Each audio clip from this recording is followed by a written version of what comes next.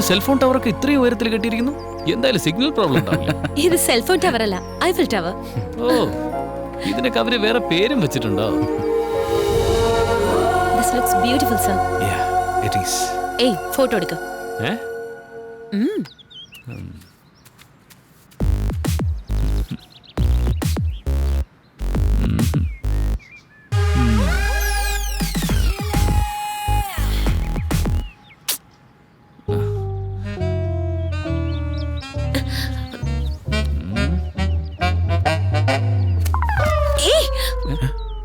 Idiot, എന്താ കാണിക്കുന്നേ?